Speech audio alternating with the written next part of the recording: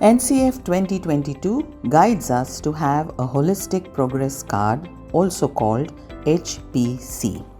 ECA-APER bring you this short video to understand how to prepare an HPC for every child. Most schools use a report card. They use grades like A, B, C, or marks, or words like excellent, good, can be better. But such assessment is not holistic or helpful.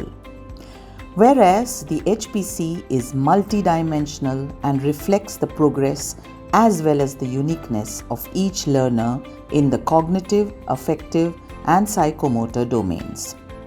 The focus of assessment in the HPC shifts from summative to formative assessment. Let's use a cooking analogy to understand the difference. Summative assessment is when feedback is given at the end of preparing food. It is too salty, too much oil, etc.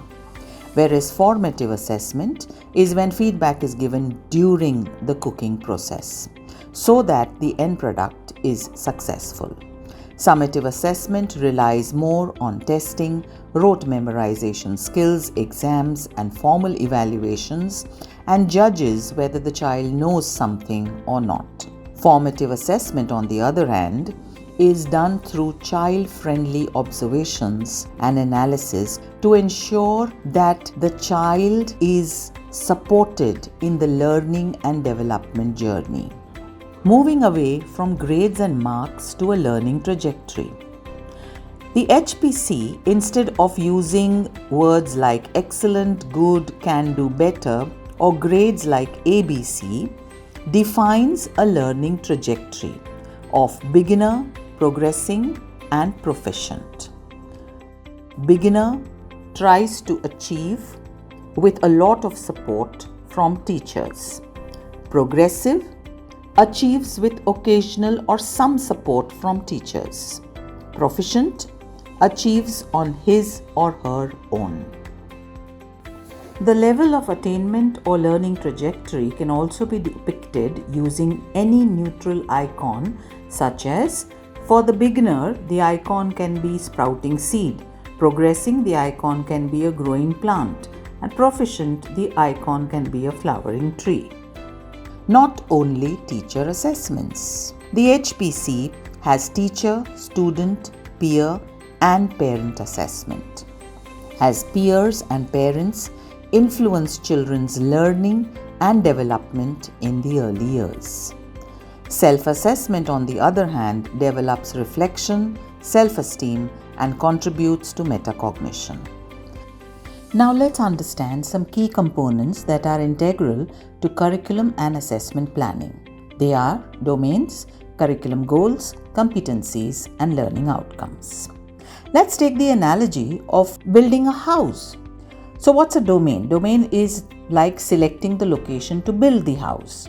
The location of where you build your house represents the domain, such as cognitive, affective, psychomotor.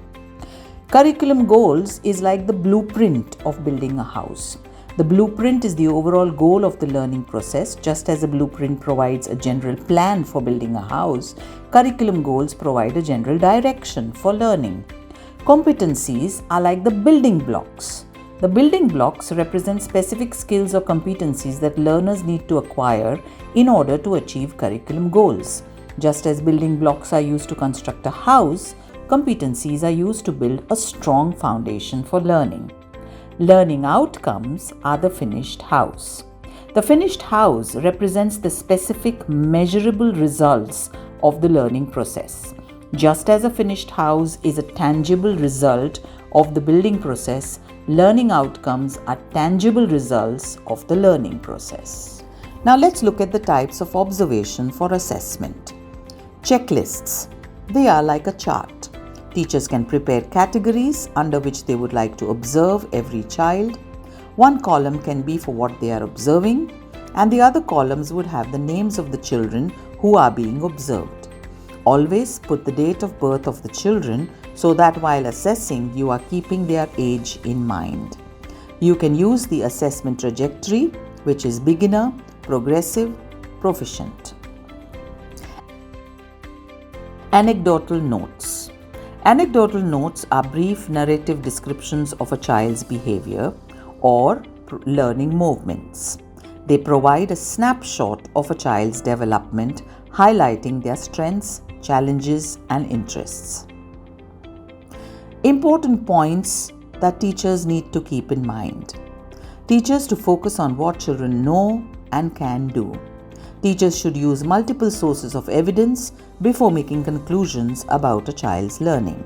Evidence from assessment should be utilized to plan or alter instruction for meeting children's learning needs. Include a narrative on what parental support is needed. Remember, assessment is a continuous process. So it starts with observation, then gathering evidence, then analyze, act on the evidence, and then observe again. Now let's prepare an HPC like a portfolio. Here is what you can add in it. All about me form. A glimpse of myself and my family. The competencies assessment sheets. Parent assessment sheet, self-assessment sheet, peer assessment sheet, checklists and anecdotal records, samples of worksheets, art, drawings, activities, photos, etc.